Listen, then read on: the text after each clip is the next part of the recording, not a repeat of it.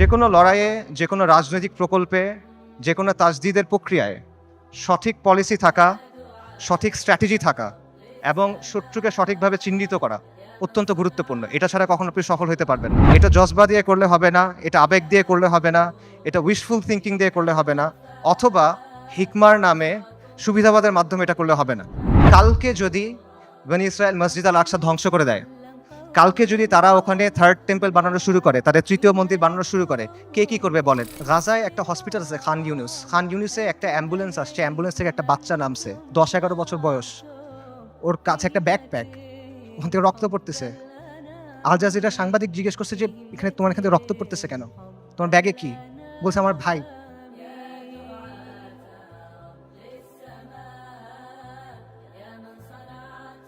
বাচ্চারা, ডাক্তাররা ব্যাগ খুলে দেখছে যে একটা 5 বছর বয়সী বাচ্চার ডেড বডি, পুরা বডি নাই, ছিন্ন বিচ্ছিন্ন বডি। যারা আমাদেরকে হত্যা করতেছে, যারা আমাদের উপর আগ্রাসন চালাচ্ছে, তাদের নিয়ে আমাদের মধ্যে মুগ্ধতা কাজ করে। যারা পরাজিত জাতি, তারা সবসময় বিজয়ী জাতির অনুকরণ করে। ওয়ামা লাকুম লা তুকাতিলুনা ফি সাবিলিল্লাহ, তোমার কি হয়েছে, তোমাদের কি হলো, তোমরা কেন আল্লাহর রাস্তায় কিতাল করতেছো না? আল্লাহ সুবহানাহু ওয়া তাআলা বলেন ওয়াকাতিলুহুম হাত্তা লা তাকুনা ফিতনা, ওর সাথে কিতাল করো যতক্ষণ পর্যন্ত ফিতনা দূরীভূত না হয়। এটা স্পষ্ট। আল-কুদস উমর রাদিয়াল্লাহু আনহুর সময় কিভাবে ফাতা হয়েছে, আল-কুদস সালাহউদ্দিন আইয়ুবীর সময় কিভাবে ফাতা হয়েছে, এগুলো মানে জটিলতার কিছু নাই, এটা স্পষ্ট উত্তর। কিন্তু এই উত্তরটা আমরা নিতে পারতেছি না। ইসরায়েলকে সবচেয়ে বেশি সামরিক সমর্থন কে দেয়? আমেরিকা। আসমান থেকে ফেরেশতা নেমে এসে আপনার জন্য জিহাদের দরজা খুলে দিবে না? আল্লাহ, আপনি আমাদের কাছ থেকে নেন, যতক্ষণ পর্যন্ত আপনি খুশি না হন আপনি আমাদের কাছ থেকে নেন, আমরা প্রস্তুত আছি।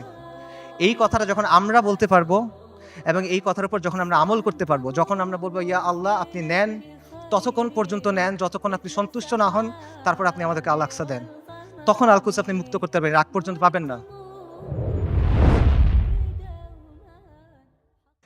বিসমিল্লাহির রহমানির রহিম। ইন্নাল হামদুলিল্লাহ ওয়াসসালাতু ওয়াসসালামু আলা রাসূলিল্লাহ ওয়া আলা আলিহি ওয়া সাহবিহি ওয়া সাল্লামা তাসলিমান কাসীরা। আম্মা বাদ। রাব্বি ইশরাহ লি সাদরি ওয়া ইয়াসসির লি আমরি ওয়াহলুল উকদাতাম মিন লিসানি ইয়াফকাহু কওলি। ওয়া ক্বালা সুবহানাহু ওয়া তাআলা আউযু বিল্লাহি মিনাশ শাইতানির রাজীম। وما لكم لا تقاتلون في سبيل الله والمستضعفين من الرجال والنساء والولدان الذين يقولون ربنا أخرجنا من هذه القرية الظالم أهلها واجعل لنا من لدنك وليا واجعل لنا من لدنك نصيرا الذين آمنوا يقاتلون في سبيل الله والذين كفروا يقاتلون في سبيل الطاغوت فقاتلوا أولياء الشيطان إن كيد الشيطان كان ضعيفا صدق الله العظيم. আমরুল মুমিনিন সাইয়েদনা উমর ইবনুল খাত্তাব রাদিয়াল্লাহু আনহুম আজমাইনের খিলাফতের সময়কার কথা। পারস্যের বিখ্যাত সেনাপতি গভর্নর হুরমুজান মুসলিমদের হাতে বন্দী। তাকে উমর ইবনুল খাত্তাবের সামনে আনা হইল। ওমর রাদিয়াল্লাহু তখন ব্যস্ত, বিভিন্ন জায়গায় তিনি মুসলিম সেনাবাহিনীকে পাঠাচ্ছেন। তিনি হুরমুজানকে প্রশ্ন করলেন যে আমরা মুশরিকদের ভূমিতে অভিযান পাঠাচ্ছি, এ ব্যাপারে তোমার কি মতামত? জবাবে হুরমুজান বলল, এই ভূমি এবং এই ভূমিগুলার অধিবাসীদের অবস্থা হলো একটা পাখির মতো। পাখির 2টা ডানা, 2টা পা, একটা মাথা। একটা ডানা ভেঙে ফেলবেন আর একটা ডানা থাকবে। 2টা ডানা ভেঙে ফেলবেন, পায়ের উপর ভর দিয়ে থাকবে। কিন্তু যদি মাথা কেটে ফেলেন তাহলে আর কোনো কিছু কোনো কাজে আসবে না। মুসলিমদের শত্রুদের অবস্থা হলো, একটা ডানা হলো রোমের ক্রাইসার, রোমের সম্রাট, আরেকটা ডানা হলো পারস্য, 2টা পা আর মাথা হলো খসরু। আপনি যদি খসরুকে আক্রমণ করেন এই পাখি শেষ হয়ে যাবে, আপনি মুসলিমদের বলেন খসরুকে আক্রমণ করতে। ওমর রাদিয়াল্লাহু আনহু এই পরামর্শ গ্রহণ করলেন এবং ইতিহাস সাক্ষী যে এই স্ট্র্যাটেজি সফল হয়। ওমর ইবনুল খাত্তাব রাদিয়াল্লাহু আনহু আজমাইনের খিলাফতের সময় অর্ধেক পৃথিবীর উপর ইসলামী শাসন কায়েম হয়। যে কোনো লড়াইয়ে, যে কোনো রাজনৈতিক প্রকল্পে, যে কোনো তাজদিদের প্রক্রিয়ায় সঠিক পলিসি থাকা, সঠিক স্ট্র্যাটেজি থাকা এবং শত্রুকে সঠিকভাবে চিহ্নিত করা অত্যন্ত গুরুত্বপূর্ণ। এটা ছাড়া কখনো আপনি সফল হতে পারবেন না। এবং এই জিনিসটা করতে হবে বাস্তবতার নিরিখে, শরিয়ার আলোকে এবং নিজের সামর্থ্য অনুসারে। এটা জজবা দিয়ে করলে হবে না, এটা আবেগ দিয়ে করলে হবে না, এটা উইশফুল থিঙ্কিং দিয়ে করলে হবে না, অথবা হিকমার নামে সুবিধাবাদের মাধ্যমে এটা করলে হবে না। আমি মনে করি আজকে যে বিষয়টা নিয়ে আলোচনা, আল কুদসের মুক্তি কোন পথে, সেই আলোচনার ক্ষেত্রে এই বিষয়টা মাথায় রাখা অত্যন্ত গুরুত্বপূর্ণ। এবং আল কুদসের মুক্তি কোন পথে, এই আলোচনাটাও জরুরি। কারণ ওয়ান্স অ্যান্ড ফর অল আমাদের সামনে এটা স্পষ্ট হওয়া জরুরি যে আল কুদস কিভাবে মুক্ত হবে। গত 409 দিন ধরে গাজায় আমাদের মুসলিম ভাই বোনদের হত্যা করা হচ্ছে, তাদের উপর হত্যাযজ্ঞ চলতেছে, তাদের উপর ধ্বংসযজ্ঞ চলতেছে। শিশুদের হত্যা করা হচ্ছে, নারীদের হত্যা করা হচ্ছে, বৃদ্ধদের হত্যা করা হচ্ছে, পুরুষদের তো হত্যা করা হচ্ছেই। তারা মারা যাচ্ছেন বুলেটের আঘাতে, বোমার আঘাতে, ধ্বংসস্তূপের নিচে চাপা পড়ে, শ্বাসরুদ্ধ হয়ে, জ্যান্ত আগুনে পুড়ে, চিকিৎসার অভাবে, ওষুধের অভাবে, অনাহারে, না খেতে পেয়ে। বাসাবাড়ি থেকে শুরু করে হসপিটাল, ইউনিভার্সিটি, রিফিউজি ক্যাম্প, কোনো কিছু বাকি নাই। ইহুদিরা সব জায়গায় হামলা করতেছে। পৃথিবীর top medical journal the Landsat সেটা বলছে যে গাজায় প্রায় 2 লক্ষ মানুষ মারা গেছে, কিন্তু এই সংখ্যাটা নিশ্চিত করা যাচ্ছে না, কারণ লাশগুলো ধ্বংসস্তূপের নিচে চাপা পড়ে আছে। এবং এটা পুরো পৃথিবীর কাছে স্পষ্ট যে ইহুদিরা এখানে একটা গণহত্যা চালাচ্ছে, এথনিক ক্লেন্সিং করতেছে, জাতিগত নিধন এবং জেনোসাইড চালাচ্ছে তারা। খোদ ICJ, international court of justice, তারা বলছে গাজায় যেটা হচ্ছে এটা গণহত্যা হিসেবে কোয়ালিফাই করতে পারে। অ্যান্ড ইয়েট কেউ কিছু করে নাই। এটা সবার চোখের সামনে হচ্ছে, এটা কোনো পাথরের নিচে হচ্ছে না, কোনো গর্তের ভিতরে হচ্ছে না, কোনো অন্ধকার কোনায় হচ্ছে না। এটাকে বলা হচ্ছে the world's most televised genocide. এটা লাইভ স্ট্রিমিং হচ্ছে, আপনি চোখের সামনে দেখছেন কি হচ্ছে, আপনি লাইভ আপডেট পাচ্ছে, বাকি কেউ কিছু করে নাই। আন্তর্জাতিক আইন, মানবাধিকার, আন্তর্জাতিক সম্প্রদায়, জাতিসংঘ কেউ কিছু করে নাই, তারা এখানে নিষ্ক্রিয় দর্শক। আর পশ্চিমা বিশ্ব, আমেরিকা, ইউরোপ, তারা সক্রিয়ভাবে এই গণহত্যায় মদত দিচ্ছে। তারা ইসরায়েলকে অস্ত্র দিচ্ছে, তারা ইসরায়েলকে ফিনান্সিয়ালি হেল্প করতেছে, এবং তারা ইসরায়েলকে কূটনৈতিকভাবে হেল্প করতেছে। আর মুসলিম বিশ্বের মুসলিম বিশ্বের শাসকদের কি অবস্থা? তাদের অবস্থা হলো তারা একদিকে কিছু বিবৃতি দিচ্ছে, আর পেছনে তলে তলে তারা ইসরায়েলের সাথে নর্মালাইজেশন করতেছে। এটা হলো বাস্তবতা। এবং এই সব কিছুর পরে যে কথা, সেটা হলো মসজিদ আল আকসা আজকে বনু ইসরায়েলের দখলে। এটা হলো বাস্তবতা। কালকে যদি বনু ইসরায়েল মসজিদ আল আকসা ধ্বংস করে দেয়, কালকে যদি তারা ওখানে থার্ড টেম্পল বানানো শুরু করে, তাদের তৃতীয় মন্দির বানানো শুরু করে, কে কি করবে বলেন? যাদের কথা এতক্ষণ বললাম, এরা কে কি করবে? কেউ কিচ্ছু করবে না। এটা বাস্তবতা। খালাস, এর চেয়ে খারাপ আর কোনো পরিস্থিতি হইতে পারে না। কাজেই এই অবস্থায় এই প্রশ্নের উত্তরটা আমাদের কাছে স্পষ্ট হওয়া দরকার যে আল কুদসের মুক্তি কোন পথে। এবং এই প্রশ্নের উত্তর কঠিন না, এই প্রশ্নটাও সহজ, প্রশ্নের উত্তরও সহজ। আল্লাহ আজ্জা ওয়া জাল কোরআনে এই প্রশ্নের উত্তর দিয়ে দিয়েছেন। আমাদের ইতিহাস থেকে এই প্রশ্নের উত্তর স্পষ্ট, এবং এই সময়েও, এই যুগেও, সাম্প্রতিক সময়েও এই প্রশ্নের উত্তর অনেকে আমাদের কাছে স্পষ্ট করে দিয়েছেন। কিন্তু স্পষ্ট উত্তর, সহজ উত্তর আমরা সহজে মানতে পারি না। উত্তর অনেক সহজ, উত্তরটা নেওয়া কঠিন। সো এই জন্য এই প্রশ্নের উত্তরটা স্পষ্ট করা দরকার। আমি আসলে এই জন্যই আজকে আসছি। আমার এখানে আসার কথা ছিল না, আই হ্যাড ডিফারেন্ট প্ল্যান্স। এই সেমিনারটা আমার অ্যাটেন্ড করার কথা ছিল না। যে কয়টা কারণে অ্যাটেন্ড করা, তার অন্যতম বা প্রধান কারণ হলো যে আমার কাছে মনে হয়েছে আমি অনেক জায়গায় গেছি, অনেক কথা বলছি, বাট এই কথাগুলো বলা হয় নাই, এবং এই কথাগুলো বলা প্রয়োজন। সো এগুলো বলার জন্য আমি আসলে এখানে আসছি। এবং আজকে দেখবেন যে অনুষ্ঠানের যে অন্য টপিকগুলো আছে, সেটার সাথে আমার টপিকটা একটু ডিফারেন্ট। মূল টপিকগুলো হলো যে ইসলামের প্রস্তাবনা, সমাজের ক্ষেত্রে, রাষ্ট্রের ক্ষেত্রে। এই টপিকটা একটু ডিফারেন্ট, কারণ আমি রফিক ভাইকে বলছিলাম যে আমি সেমিনারে আসবো, বাট আমাকে এই টপিকে কথা বলতে দিতে হবে। আমি আসছি দুইটা কারণে। এক হলো আপনাদের সামনে স্পষ্ট করে দেওয়ার জন্য যে আল কুদসের মুক্তি কোন পথে, যাতে আপনাদের কোনো অজুহাত না থাকে, আপনারা যেন পরে গিয়ে বলতে না পারেন কেউ আমাদেরকে বলে নাই, আমরা জানতাম না, আমরা বুঝি নাই। এই অজুহাতটা সরায় নেওয়ার জন্য আসছি। আর আমি এই জন্য আসছি যাতে যেই দিন আল্লাহ আজ্জা ওয়া জালের সামনে গিয়ে দাঁড়াইতে হবে আমার, সেদিন যেন আমি এটুক বলতে পারি যে আমি কিছু করতে পারি নাই, কিন্তু এই কথাটা আমি আমার কমের সামনে বলছিলাম।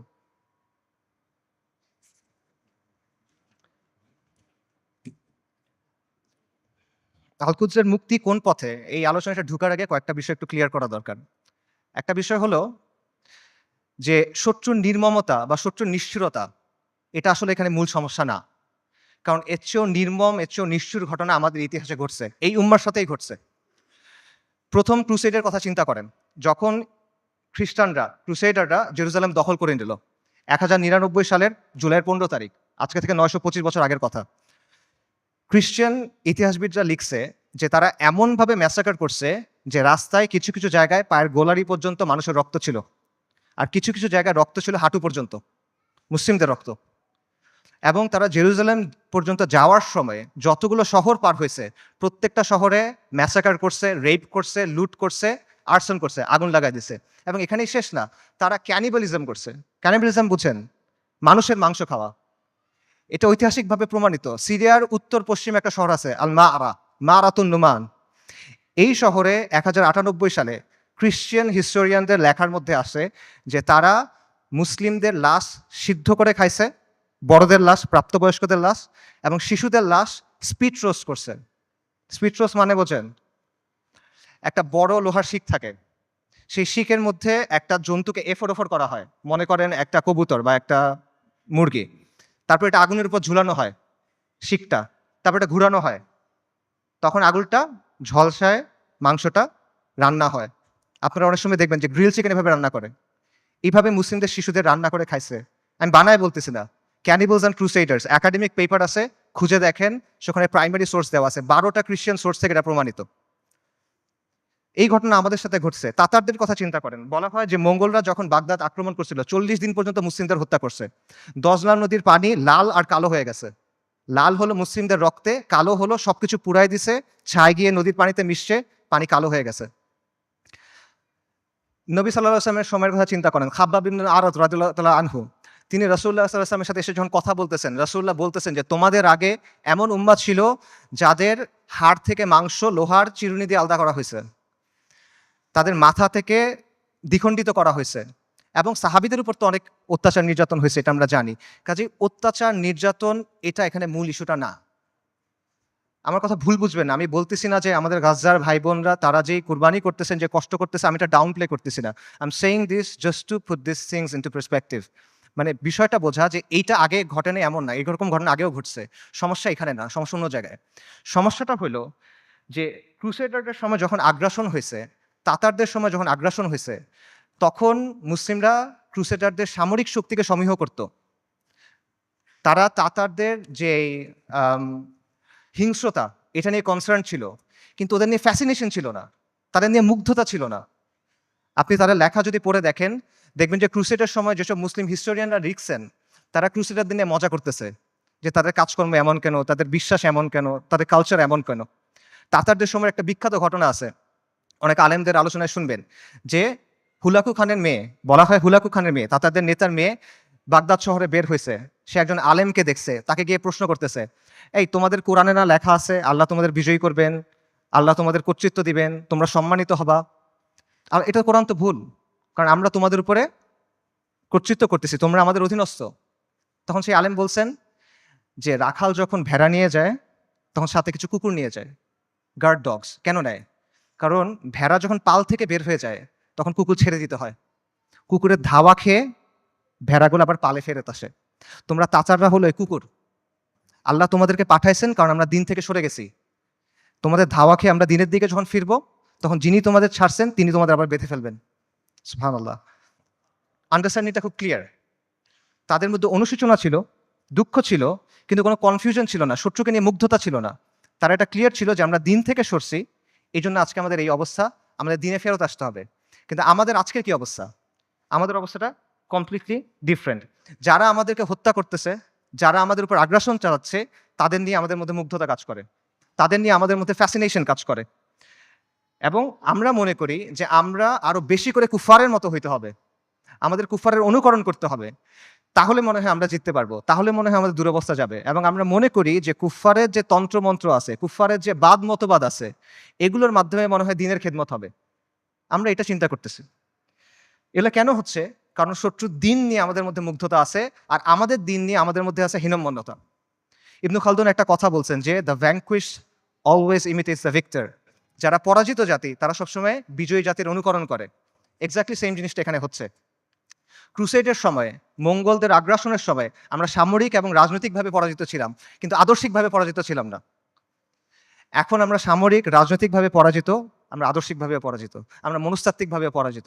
এই কারণে সহজ যে উত্তর, সহজ যে সমাধান, এটা আমরা গ্রহণ করতে পারি না। আল-কুদসের মুক্তি কোন পথে হবে?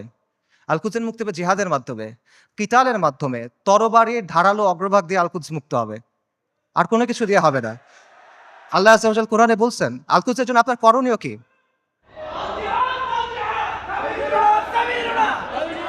আল্লাহ আযজা ওয়া জাল বলছেন কোরআনে, আল কুদসের জন্য আপনার কমপ্লেন কি? সূরা নিসার আয়াতটা আমি পড়ছি। ওয়া মা লাকুম লা তুকাতিলুনা ফি সাবিলিল্লাহ। তোমার কি হয়েছে? তোমাদের কি হলো? তোমরা কেন আল্লাহর রাস্তায় কিতাল করতেছো না?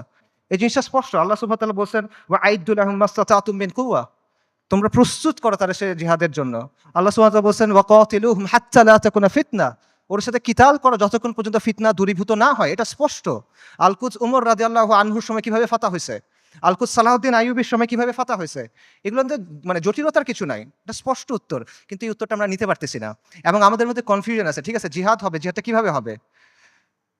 আপনি ফিলিস্তিনে গিয়ে জিহাদ শুরু করবেন নাকি? ওমর রাদিয়াল্লাহু আনহুর সময় কি ফিলিস্তিনে জিহাদ শুরু হয়েছিল নাকি ফিলিস্তিনে গিয়ে জিহাদ শেষ হয়েছিল? সালাহউদ্দিন আল আইয়ুবীর সময় জিহাদ কি ফিলিস্তিনের দরজায় শুরু হয়েছিল না জিহাদ ফিলিস্তিনের ভেতরে গিয়ে শেষ হয়েছিল? এই প্রশ্নগুলোর উত্তর সোজা। আপনি কি জিহাদ ফিলিস্তিনে গিয়ে শুরু করবেন নাকি জিহাদ করতে করতে করতে গিয়ে আল্লাহ একসময় আল আকসাকে আমাদের হাতে দিবেন ইনশাআল্লাহ? এই প্রশ্নগুলোর উত্তর সোজা, কিন্তু আবারও ওই সহজ উত্তরটা আমরা নিতে পারি না। কারণ এই যে আমাদের পরাজিত মানসিকতা, এটা আমাদের আচ্ছন্ন করে রাখছে। এটার বাইরে আমরা বের হইতে পারতেছি না। আমাদের চিন্তার মধ্যে কিছু জট লেগে আছে। যখনই আমরা ক্লিয়ারলি একটা জায়গায় যেতে চাচ্ছি, ওই জটগুলোর জন্য আমরা কনক্লুশনে পৌঁছাতে পারতেছি না। সুফিদের একটা কথা আছে যে আপনি যখন কোনো গ্লাসে বিশুদ্ধ পানি দিবেন, তার আগে ওই গ্লাস থেকে ময়লা ফেলে দিতে হবে। সো আপনি যদি ঠিক অ্যান্সারটা দিবেন, তার আগে ভুল অ্যান্সারটা সরায় নিতে হবে। এজন্য আমি মূল অ্যান্সারে যাচ্ছি, তার আগে অল্প কিছু বিষয় কভার করি। আমাদের মাথায় কিছু জট লেগে আছে, সেই জটগুলো ক্লিয়ার করার চেষ্টা করি। প্রথম যে জটটা খুলতে হবে সেটা হলো, আল কুদসের ইস্যুর নিয়মতান্ত্রিক কোনো সমাধান নাই। এটার কোনো অনুমোদিত সমাধান নাই। এটার কোনো বৈধ সমাধান নাই। বর্তমান বিশ্ব ব্যবস্থার অধীনে যতগুলো নিয়মতান্ত্রিক পথ আছে, যতগুলো বৈধ পথ আছে, যতগুলো অনুমোদিত পথ আছে, এগুলোর কোনোটা দিয়ে ফিলিস্তিন মুক্ত হবে না। আর যেই পথে ফিলিস্তিন মুক্ত হবে, আল কুদস মুক্ত হবে, এটা কোনোদিনও এই বিশ্ব ব্যবস্থায় বৈধ পথ হবে না। এটা কখনো তারা মেনে নিবে না। এটা সবসময় তাদের চোখে অপরাধ থাকবে। এটা সবসময় তাদের চোখে অবৈধ থাকবে এবং এটা সবসময় তাদের চোখে সন্ত্রাস হিসেবে গণ্য হবে। এটা হলো রিয়ালিটি। এটা চিন্তা করেন যে, যে জাতিসংঘ আর যেই আন্তর্জাতিক আইনের মাধ্যমে ইসরায়েলের প্রতিষ্ঠা হইল, সেই জাতিসংঘ আর সেই আন্তর্জাতিক আইন দিয়ে আপনি কিভাবে আল কুদস মুক্ত করবেন? ইসরায়েল রাষ্ট্র প্রতিষ্ঠিত হয়েছে কিভাবে? জায়নিস্ট আন্দোলনের মাধ্যমে, ব্রিটিশদের সাহায্যে, আমেরিকার সাহায্যে, আন্তর্জাতিক আইন আর জাতিসংঘের ফ্রেমওয়ার্কের মধ্যে। এই বিশ্ব ব্যবস্থা, এটা ইসরায়েলকে জন্ম দিছে এবং এই বিশ্ব ব্যবস্থা ইসরায়েলকে টিকায় রাখছে। তাহলে এই বিশ্ব ব্যবস্থার অধীনে যতগুলো সম্ভাব্য সমাধান আছে, কোনোটা দিয়ে আপনি ইসরায়েলকে সরাইতে পারবেন না। সম্ভাব্য সমাধান কি বলেন? One state solution, two state solution. একটা রাষ্ট্র হবে, ইহুদি রাষ্ট্র, সেখানে সবাই থাকবে, অথবা একটা ইহুদি রাষ্ট্র, একটা ফিলিস্তিনি রাষ্ট্র। এই তো সলিউশন। দুই ক্ষেত্রে তো ইসরায়েল থাকতেছে, খালি সীমানার হেরফের হচ্ছে। কাজে এইভাবে আপনি যদি পুরা আল কুদসকে মুক্ত করতে চান, আপনি বিশ্ব ব্যবস্থার অধীনে নিয়মতান্ত্রিক কোনো বৈধ পথ নাই। এটা স্পষ্টভাবে বুঝতে হবে। তথাকথিত আন্তর্জাতিক আইন, মানবাধিকার এসব মেনে আপনি আল কুদসকে মুক্ত করতে পারবেন না। এগুলো হলো আপনার জন্য বাধ্যতামূলক, ওদের জন্য অপশনাল। ইসরায়েল কতগুলো মানবাধিকার ভঙ্গ করছে, ইসরায়েল কতগুলো আন্তর্জাতিক আইন ভঙ্গ করছে, আমেরিকা ইরাক আর সিরিয়াতে কি করছে, ফ্রান্স এখন আফ্রিকাতে কি করতেছে, ইভেন জাতিসংঘের যে শান্তিরক্ষা বাহিনী, এর আগে সুদান, হাইতি, লাইবেরিয়া, কঙ্গো এসব জায়গায় গিয়ে সাধারণ মানুষকে রেপ করতেছে। এগুলো মানবাধিকার লঙ্ঘন না? আন্তর্জাতিক আইনের ভঙ্গ হয় না এখানে? কার কি হয়েছে? কিচ্ছু হয় নাই। এটা ওরা বানাবে, আপনি মানবেন। এটা ওরা মানার জন্য না। আপনি এগুলো বিশ্বাস করে বসে আছেন, লাভ নাই। এগুলো হলো, এগুলো দিয়ে ওরা আপনার হাত দুই পেছনে বেঁধে রাখবে, তারপর ইসরায়েল এসে আপনাকে জবাহ করবে। এরা আমাদেরকে নারী অধিকারের কথা বলবে, শিশু অধিকারের কথা বলবে, মানবাধিকারের কথা বলবে, পর্দার সমালোচনা করবে, নিকাবের সমালোচনা করবে, শরিয়ার সমালোচনা করবে। তারপর আমাদের বইয়ের মধ্যে এলজিবিটি ঢুকাবে। কিন্তু যখন লিটারেলি হাজার হাজার নারী, শিশু, বৃদ্ধ মারা যাচ্ছে, জেনোসাইড হচ্ছে, এথনিক ক্লেন্সিং হচ্ছে, তখন এরা এসে কি বলবে? Israel has the right to defend itself, we must condemn Hamas. এই তো অবস্থা। এটা হলো আন্তর্জাতিক আইন এবং মানবাধিকারের অবস্থা। আমেরিকাতে একজন বিখ্যাত দায়ী ছিলেন, মালিকা শাহবাজ, ম্যালকম এক্স, এই নামে চিনবেন অনেকে। ওনার একটা কথা আছে, খুব বিখ্যাত কথা, এবং আমি মনে করি এই কথাটা আমাদের সবার বোঝা উচিত। উনি বলছেন, we want freedom by any means necessary, we want justice by any means necessary, we will strike at injustice by any means necessary. অর্থাৎ মুক্তির জন্য, মর্যাদার জন্য, সম্মানের জন্য, অন্যায় বন্ধ করার জন্য যা যা করা প্রয়োজন তা সবই করতে হবে। সহজ। ম্যালকম এক্স আফ্রিকান আমেরিকান ছিলেন, পশ্চিমা বিশ্বের বাস্তবতা উনি খুব কাছ থেকে দেখছেন, এবং ওনার মধ্যে হীনমন্যতা ছিল না, জাতে ওঠার টেন্ডেন্সি ছিল না। ওনার এই চিন্তা ছিল না যে আমার কৈফিয়ত দিতে হবে, তাই উনি সহজ কথাটা সহজে বলে দিয়েছেন। তো এই কথাটা আপনারা বুঝতে হবে, যদি আপনি মুক্তি চান, যদি আপনি মাথা উঁচু করে বাঁচতে চান, তাহলে you have to get it by any means necessary. এটা মাথার মধ্যে গেঁথে নেন, এটা মনের মধ্যে খোদাই করে নেন যে আন্তর্জাতিক আইন, জাতিসংঘ, মানবাধিকার এগুলা মেনে কিয়ামত পর্যন্ত আপনি আল আকসাকে মুক্ত করতে পারবেন না। এটা অনেকে বুঝবেন, ঠিক আছে, জাতিসংঘ দিয়ে আল আকসা মুক্ত হবে না, তাহলে মুক্ত হবে কিভাবে? অনেকগুলো মুসলিম দেশ আছে, এই মুসলিম দেশগুলোকে আমাদের সামাজিক অর্থনৈতিকভাবে শক্তিশালী করতে হবে, সামরিকভাবে শক্তিশালী করতে হবে, তাহলে মনে হয় কোনো এক সময় আল-কুদস মুক্ত হয়ে যাবে। না, এভাবেও হবে না। এরকম রাষ্ট্র যেগুলো আছে গত 1 বছরে তারা কি করছে বলেন? এরকম কিছু রাষ্ট্রের নাম বলেন। ইউএই, কাতার, সৌদি আরেবিয়া, তুরস্ক, এরা এই রাস্তাতেই আছে, তাই না? আচ্ছা, তারা কি করছে বলেন? সর্বপ্রথম যে রাষ্ট্র ইসরায়েলের সাথে নরমালাইজেশন করছে, প্রথম যে রাষ্ট্রগুলো করছে তার মধ্যে একটা হলো ইউএই। ইসরায়েলকে সবচেয়ে বেশি অস্ত্র সাপ্লাই দেয় আমেরিকা। সেই অস্ত্র ইসরায়েলে পৌঁছায় কিভাবে? যে রুটগুলো ব্যবহার হয়ে পৌঁছায় তার একটা হলো কাতারে। গাজায় যে অস্ত্র দিয়ে আপনার ভাই বোনকে হত্যা করা হচ্ছে, সেই অস্ত্র এসে প্রথমে পৌঁছাচ্ছে কাতারে। সৌদি আরব কি করতেছে? একদিকে পেছনে নরমালাইজেশনের চেষ্টা করতেছে, আরেকদিকে মরুভূমির মধ্যে কনসার্ট হচ্ছে। ইসরায়েলের চ্যানেল 13 একটা প্রতিবেদন আছে, সেখানে বলা হয়েছে যে যখন লোহিত সাগরে ব্লকেট দিল হুথিরা, ইয়েমেনের হুথিরা যখন লোহিত সাগরে ব্লকেট দিল, তখন ইসরায়েলে কার্গো গেছে কিভাবে? দুবাই, জর্ডান এবং সৌদি আরবের মধ্য দিয়ে। আর যারা এগুলোর বিরুদ্ধে কথা বলার মতো মানুষ, সেই হকপন্থী ওলেমায়ে কেরাম, শত শত ওলেমায়ে কেরাম গত 7-8 বছর ধরে তাদের জেলে। আর তুরস্কের কথা আপনি বলবেন, মানে তুরস্কের অনেক রেটরিক আছে, অনেক কথা তুরস্কের বিরুদ্ধে বললে অনেকে মন খারাপ করেন। আমাকে বলেন যে তুরস্কের বাস্তবতা কি? তুরস্ক কি করছে আমাকে বলেন। তুরস্কের বাস্তবতা হলো তুরস্ক নেটো সদস্য। তুরস্কের বাস্তবতা হলো তুরস্কের মিলিটারি আইডিএফ এর সাথে জয়েন্ট মিলিটারি এক্সারসাইজ করে। সো আপনি যদি মনে করেন যে এইটার মাধ্যমে হবে, এটা আসলে অবাস্তব চিন্তা ভাবনা। এই রাষ্ট্রগুলো, এই শাসনগুলো আন্তর্জাতিক বিশ্ব ব্যবস্থার অংশ, এগুলোর সাথে আপোষ করে তারা টিকে থাকে।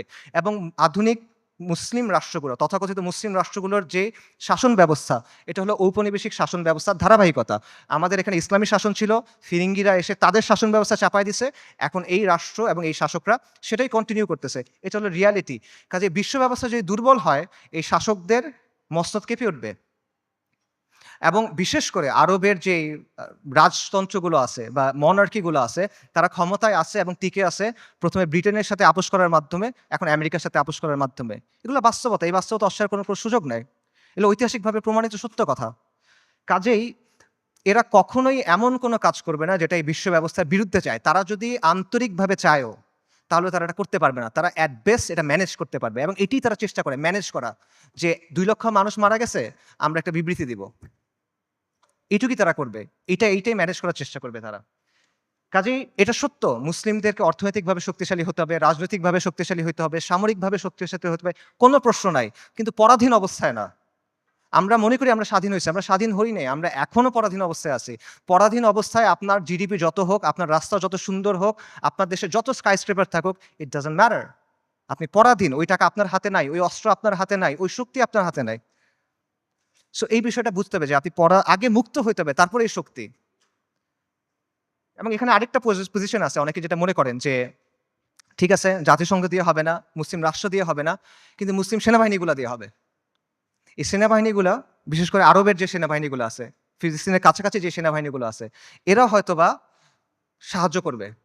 এবং আপনারা দেখবেন যে যখনই এই ম্যাসাকারগুলো হয়, ইসরায়েল তো পিরিয়ডিক্যালি এটা করে, কিছুদিন পরপরই এটা হয়, তখনই এরকম হ্যাশট্যাগ থাকে, যেমন আর্মিস টু আল আকসা, যে আর্মিগুলাকে আল আকসাকে মুক্ত করবে। এটা অবাস্তব চিন্তা ভাই। আমি আপনাকে ইয়েমেনের তাগুত আলী আবদুল্লাহ সালের একটা কথা বলি। আলী আবদুল্লাহ সালে একবার বলছে একটা সাক্ষাৎকারে যে এইসব আর্মির কাজ হলো মানুষকে দমন করা। যদি জনগণ আমার বিরুদ্ধে বিদ্রোহ করে, আমি আর্মি দিয়ে জনগণকে দমন করব। এর বাইরে এদের আর কোনো কাজ নাই, এটা শোর জন্য। জনগণকে রক্ষা করা এই সেনাবাহিনীর কাজ না। এটা হলো আলী আবদুল্লাহ সালের কথা। সে একটা মিথ্যাবাদী, কিন্তু সে এখানে সত্য বলছে। এটি হলো বাস্তবতা। আপনি দেখেন যে এই আর্মিগুলোকে প্রশিক্ষণ দেওয়া হয়েছে, অস্ত্র দেওয়া হয়েছে, অর্থায়ন করেছে কেন? এই আরব শাসকদের মসনদ টিকায় রাখার জন্য এবং মুসলিমদের পায়ের নিচে রাখার জন্য, ইসলামকে দমন করার জন্য। এটা হলো বাস্তবতা। এবং এই আর্মিগুলো আসলে যাবে কেমনে আল আকসা পর্যন্ত বলেন তো? ইসরায়েলের চারপাশে যে দেশগুলো আছে, এগুলো তো ইসরায়েলকে রক্ষা করতেছে। আপনি যাবেন কেমনে ওখানে? আপনি তো বাংলাদেশ থেকে যেতে পারবেন না ওখানে, তাই না? আপনার ওই জায়গার থেকেই ওখানে যেতে হবে। তো তারা যাবে এটা কেমনে? এবং যখন আপনি যে বলতেছেন এই আর্মিগুলো ক্ষমতা নিবে বা তারা কাজ করবে, এগুলো তো অলরেডি হয়েছে, এটার বাস্তবতা আমরা দেখছি। মিশরে কি হয়েছে জামাল আব্দুল নাসেরের সময়? জামাল আব্দুল নাসের ইখওয়ানুল মুসলিমিন বা মুসলিম ব্রাদারহুডের সাথে একটা ওয়াদা করছিল। কোরআনের উপর হাত রেখে সে ওয়াদা করছে যে মুসলিম ব্রাদারহুড রাস্তায় আন্দোলন করবে, রাজপথে আন্দোলন করবে, জনমত গঠন করবে। জামাল আব্দুল নাসের আর তার বন্ধুরা সেনাবাহিনীর মধ্যে কু করবে, সামরিক অভ্যুত্থান করবে। তারপর তারা ক্ষমতায় যাবে, ক্ষমতায় গিয়ে কোরআনের শাসন প্রতিষ্ঠা করবে। কোরআনের উপর হাত রেখে ওয়াদা করছে, কু হয়েছে, মুসলিম ব্রাদারহুড তার ওয়াদা পূর্ণ করছে, সে ক্ষমতায় গেছে, ক্ষমতায় গিয়ে কি করছে, গায়রুল্লাহর আইন দিয়ে শাসন করছে, মুসলিম ব্রাদারহুডকে জবে করছে। উস্তাদ সাইদ কুতুব রাহিমুল্লাহ সহ অনেক মানুষকে তারা শহীদ করে দিছে। এটা হলো বাস্তবতা। এরা যখন আসে তখন কি করে, এটা চোখের সামনে আসে। কাজেই আরব রাষ্ট্রগুলো বা এই রাষ্ট্রগুলোর যে শাসন ব্যবস্থা, যে শাসকরা আছে, এরা হলো ইসরায়েলের ঘনিষ্ঠতম মিত্র। আর এই বাহিনীগুলো হয় ইসরায়েলের বর্ডার গার্ড অথবা জাতিসংঘের ভাড়াটে সৈন্য। এটা হলো বাস্তবতা। সো এদেরকে দিয়ে আপনি ফিলিস্তিন মুক্ত করবেন, এটা ডিলিউশন ভাই। এবার আসেন ইরানের কথায়। আমরা অনেকে মনে করি যে ইরান ফিলিস্তিনকে মুক্ত করবে। আল-কুদসের মুক্তি ইরানের মূল উদ্দেশ্য না। ইরানের মূল উদ্দেশ্য হলো মধ্যপ্রাচ্যে শিয়াদের যে ক্ষমতা, এটা বৃদ্ধি করা, শিয়া অ্যাক্সিস বলে যেটাকে। এবং এটা সে করবে অ্যাট ইয়োর কস্ট। একটা কথা আছে গেম থিওরিতে, জিরো সাম গেম, যে তার শক্তি যত বাড়বে আপনার শক্তি তত কমবে। এটা বাস্তবতা। ইরানের সাথে ইসরায়েলের স্বার্থের দ্বন্দ্ব আছে, ইরানের সাথে আমেরিকার স্বার্থের দ্বন্দ্ব আছে, কিন্তু তার মানে কিন্তু ইরানের সাথে আপনারও দ্বন্দ্ব আছে। যে ইরান আজকে ফিলিস্তিনের মুক্তি করার জন্য বুলি আওড়াচ্ছে, তারাই আজকে সিরিয়াতে আহলুস সুন্নাহ ওয়াল জামাকে হত্যা করতেছে, তারাই আজকে আহওয়াজে আহলুস সুন্নাহ ওয়াল জামাকে হত্যা করতেছে, তারা ইরাকে আহলুস সুন্নাহ ওয়াল জামাকে হত্যা করছে, এখন নির্যাতন করতেছে। এটা হলো বাস্তবতা। ইরানের স্বার্থ আর আহলুস সুন্নাহ ওয়াল জামার স্বার্থ কখনোই এক না। ইরান সক্রিয়ভাবে এই মুহূর্তে আহলুস সুন্নাহ ওয়াল জামার সাথে যুদ্ধে লিপ্ত। এই মুহূর্তে, আগে কখনো ছিল, পরে কখনো এগুলো বলছে না, অ্যাট দিস মোমেন্ট তারা আমাদের সাথে যুদ্ধে লিপ্ত, অ্যাট দিস মোমেন্ট তারা আমাদের হত্যা করতেছে।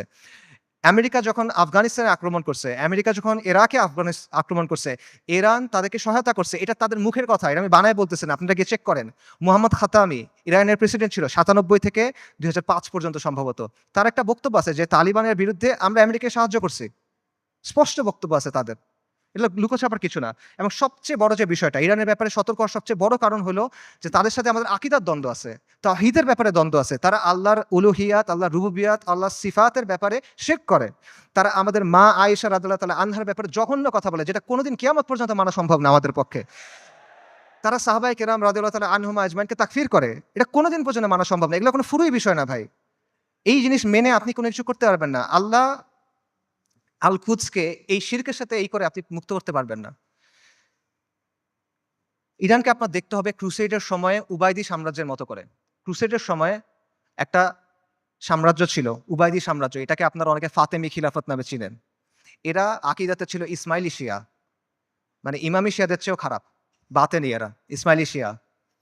তারাও জেরুজালেমকে মুক্ত করার কথা বলতো, তারাও ঐক্যের কথা বলতো, কিন্তু ইতিহাস খুলে দেখেন তাদের ভূমিকা কি ছিল। আহলুস সুন্নাহর সাথে তাদের ভূমিকাটা কি ছিল, এটা ইতিহাস খুলে দেখেন। এবং এটা শুধু তখন না, এখনো এবং এর আগেও ছিল এরকমই। কাজেই ইরানকে আপনার উবাইদিদের একটা আধুনিক সংস্করণ হিসেবে দেখতে হবে। তবে credit where credit is due, ইরানের কিছু অর্জন আছে যেটা আমাদের নাই, এটা আপনার স্বীকার করতে হবে। শিয়া স্বার্থের জন্য গত 4 দশকে ইরান যেটা করতে পারছে, কোনো সুন্নি শক্তি সেটা এখনো করতে পারে নাই, এটা বাস্তবতা। শিয়াদের আছে একটা রাষ্ট্র আছে, তাদের একটা জিওপলিটিক্যাল প্রজেক্ট আছে। মধ্যপ্রাচ্যে আহলুস সুন্নাহর এরকম কোনো কিছু এখনো নাই। বৈশ্বিকভাবে ফিলিস্তিন ইস্যু ব্যবহার করে ইরান প্রতিরোধের একটা রেটরিক তৈরি করছে, এক ধরনের সফট পাওয়ার তৈরি করছে। এটা আমরা তৈরি করতে পারি নাই, এগুলো বাস্তবতা। এই ক্রেডিট তাকে আপনি দেন, এই অর্জন স্বীকার করেন, কোনো সমস্যা নাই। কিন্তু এই রেটরিকে মজে গিয়ে আপনি মনে করেন না যে তারা হলো উম্মার অগ্রসেনারী, আপনি মনে করেন না যে সে এসে আপনার সহযোগী হবে। এটা যদি আমরা মনে করি তাহলে এটা ভুল হবে, এবং এই ভুলের মাসুল আমাদের দিতে হবে। আরেকটা বিষয় মাথায় রাখেন, সেটা হলো আল কুদস পবিত্র, এটা ইসলাম ছাড়া আর কোনো কিছু দিয়ে মুক্ত হবে না। বাংলাদেশে একটা দল আছে জাসদ, জাতীয় সমাজতান্ত্রিক দল। 80-র দশকে এই দলের অনেক মানুষ ফিলিস্তিনে গেছিল লড়াই করতে। আপনারা জানেন কিনা আমি জানি না। মেজর জলিলের নাম শুনছেন, উনি জাসদের সাথে ছিল। ওনার মাধ্যমে অনেকে তখন সেখানে গিয়ে লড়াই করছিল। এই যে ইয়াসির আরাফাতদের যে দল ছিল পিএলও, এটার সাথে তারা ওখানে গিয়ে লড়াই করছিল, এগুলো ডকুমেন্টেড। তো এই জাসদ বা এই পিএলওর হাতে আল্লাহ কখনো আল কুদসের মুক্তি দিবেন না। মূলহিত কমিউনিস্ট সেকুলারিস্ট ন্যাশনালিস্টদের হাতে আল্লাহ আল কুদসকে দিবেন না। আল কুদস মানে কি? আল কুদস মানে পবিত্র, পবিত্র জিনিস মানুষ আল্লাহ অপবিত্রদের হাতে দিবেন না, অসম্ভব। যেই বিজয় আল্লাহ প্রথমে দিচ্ছেন আল ফারুকের কাছে রাদিয়াল্লাহু আন, যেই বিজয় আল্লাহ দিচ্ছেন সালাহউদ্দিনের কাছে, এটা আল্লাহ কোনো কমিউনিস্টকে দিবেন না, এটা আল্লাহ কোনো জাতীয়তাবাদীকে দিবেন না। এটা যদি মুক্ত হয়, এটা ইসলামের নামে মুক্ত হবে। যতদিন পর্যন্ত ইসলামের নাম না আসবে, এটা যদি আপনি বাহ্যিকভাবে মনে হয় মুক্ত হয়েছে, তাও এটা আসলে মুক্ত হবে না। এবং এখানে এটাও বুঝেন যে ফিলিস্তিনের মানুষরা নিজে নিজে আল-কুদসকে মুক্ত করতে পারবে না। ঠিক আছে? আমরা সবাই ফিলিস্তিনের জিহাদ সমর্থন করি। সবাই সমর্থন করে এটা। কমিউনিস্টরাও সমর্থন করে। কিন্তু ফিলিস্তিনের মানুষ নিজেরা, গাজার মানুষ খালি গাজাতে লড়াই করতেছে। আল-কুদস মুক্ত হবে না। পশ্চিম তীরের মানুষ শুধু পশ্চিম তীরে লড়াই করতেছে। ফিলিস্তিন মুক্ত হবে না। এটা সম্ভব না। উমর রাদিয়াল্লাহু আনহুর সময় আবারও চিন্তা করেন, ইতিহাসের কথা চিন্তা করেন। ফিলিস্তিন কি ভেতর থেকে মুক্ত হয়েছিল না বাইরে থেকে গিয়ে মুক্ত করা হয়েছিল? সালাহউদ্দিন আর আইয়ুবের সময় চিন্তা করেন, ফিলিস্তিন ভেতর থেকে মুক্ত হয়েছিল না বাইরে থেকে গিয়ে মুক্ত করা হয়েছিল? বাইরে থেকে মুক্ত করতে হবে। এক্স্যাক্টলি এখন আপনার তাই করতে হবে। বাইরে থেকে যোদ্ধা বাহিনী গিয়ে ফিলিস্তিনকে মুক্ত করে আনতে হবে। কিন্তু এখানে সমস্যা। সমস্যাটা হলো যে বাইরে থেকে যে যারা যাবে তারা যাবেটা কিভাবে? ইসরায়েল একটা ৪-৫ লেয়ারের সিকিউরিটি কমপ্লেক্সের ভেতরে বসে আছে। সহজ করে বলি, ইসরায়েল যেতে হলে আপনার ৪টা বা ৫টা পাহাড় টপকাইতে হবে। এভাবে চিন্তা করেন, মনে করেন আফ্রিকার কোনো অঞ্চলে আপনি টাইম মেশিনে করে সালাউদ্দিন আল আইয়ুবী এবং নুরুদ্দিন জিঙ্গি রাহিমাহুমুল্লাহ তাদেরকে নিয়ে আসলেন, তাদের বাহিনীকে নিয়ে আসলেন, তাদেরকে অত্যাধুনিক অস্ত্র দিলেন এবং তাদের একটা মিশন দিলেন, তোমাদের কাজ হলো আবার জেরুজালেম মুক্ত করো, আগে একবার করছিলে আবার করো। তারা যদি এই কাজটা করতে চায় তাদেরকে কে বাধা দিবে চিন্তা করেন।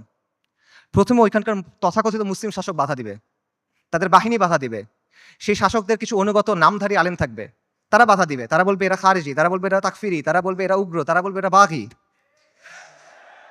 এগুলো বলে অনেকে মাইন্ড করেন, এগুলো বাস্তবতা। আপনারা ভিডিও দেখেন, মিশরের এক বিখ্যাত মুফতি, নাম বললে সবাই চিনবেন, এই বিখ্যাত মুফতি বলছে যে অক্টোবর ৭ তারিখ যে আক্রমণ করা হয়েছে এটা খারিজিদের মতো আক্রমণ হয়েছে, এবং এটা যাদের সামনে বলছে সেই তরুণরা তাকে ভয়ঙ্কর অ্যাগ্রেসিভ একটা স্লোগান দিছে, তখন গালি দিছে বেসিক্যালি, আমি বলতে চাচ্ছি না, আপনাকে ইউটিউবে খুঁজে দেখেন। এগুলো বাস্তবতা। প্রথমে ওই শাসকরা এবং তার বাহিনীরা তাদেরকে বাধা দিবে, তারপর তাদের অনুগত নামধারী আলেমরা, হকপন্থী আলেম অবশ্যই না, নামধারী আলেমরা বাধা দিবে। তারপর কি হবে? তারপর আন্তর্জাতিক বিশ্ব আসবে, এসে স্যাংশন দেওয়ার চেষ্টা করবে, নিন্দা প্রস্তাব জানাবে। তারপর যদি কোনোভাবে তারা আগাইতে পারে, তাদের গিয়ে মোকাবেলা করতে হবে কাদের সাথে? ইসরায়েলকে ঘিরে রাখা আরব দেশগুলা এবং সেগুলোর শাসক এবং সেগুলোর সেনাবাহিনীর সাথে। এগুলো যদি আপনি ক্রস করেন, তখন আপনার লড়াই করতে হবে আমেরিকার সাথে। তারপর আপনি ইসরায়েলের সাথে ফাইট করতে পারবেন, তার আগে না। এটা হলো বাস্তবতা। আজকে যদি কোনো সুন্নি রাজনৈতিক শক্তি তৈরি হয়, মনে করেন উত্তর পূর্ব আফ্রিকাতে কোনো সুন্নি দল ইসলামী ইমারত কায়েম করলো, তারা এখন আল-কুদস পর্যন্ত যাইতে চায়, তাদেরকে এই ৪-৫টা পাহাড় টপকায় ওখানে যেতে হবে। কাজেই আল-কুদসের মুক্তির যে ইস্যু, এটা কোনো নির্দিষ্ট অঞ্চলের ইস্যু না, এটা কোনো লোকাল ইস্যু না, এটা একটা গ্লোবাল ইস্যু। এটার সম্পর্ক পুরো বিশ্ব ব্যবস্থার সাথে। এবং আপনি চিন্তা করে দেখেন যে ইসরায়েল রাষ্ট্র অস্তিত্ব আসলো কিভাবে? ১৯৪৭ সালে যখন দ্বিতীয় বিশ্বযুদ্ধ শেষ হইল, যখন মিত্রবাহিনী যুদ্ধে জিতলো, যখন আমেরিকার নেতৃত্বে নতুন বিশ্ব ব্যবস্থা তৈরি হইল, তখন ইসরায়েল রাষ্ট্রের জন্ম হয়েছে। কাজেই যেই আল-কুদস দখল হওয়ার সাথে ইসরায়েল রাষ্ট্র প্রতিষ্ঠিত হওয়ার সাথে সম্পর্ক এই বিশ্ব ব্যবস্থার। কাজে আপনি যদি আল-কুদসকে মুক্ত করতে চান, আপনি যদি ইসরায়েলের মোকাবেলা করতে চান, এই বিশ্ব ব্যবস্থাকে আপনার পরাজিত করতে হবে। এর সহজ কোনো উপায় নেই আসলে। আর যখন আপনি বিশ্ব ব্যবস্থাকে চেঞ্জ করতে যাবেন, ওটা কিরকম হবে? এটাকে একটা নিট অ্যান্ড ক্লিন প্রক্রিয়া হবে? সহজ প্রক্রিয়া হবে? না, একটা রক্তাক্ত প্রক্রিয়া হবে, ব্রুটাল প্রক্রিয়া হবে। পরিবর্তন যত বেশি হয়, সেটা তত বেশি প্রক্রিয়াটা, পদ্ধতিটা তত বেশি রুক্ষ হয়, তত বেশি কঠিন হয়। এটা হলো বাস্তবতা। পৃথিবীর ইতিহাসে কোনো পলিটিক্যাল সিস্টেমের পরিবর্তন শান্তিপূর্ণভাবে হয় নাই।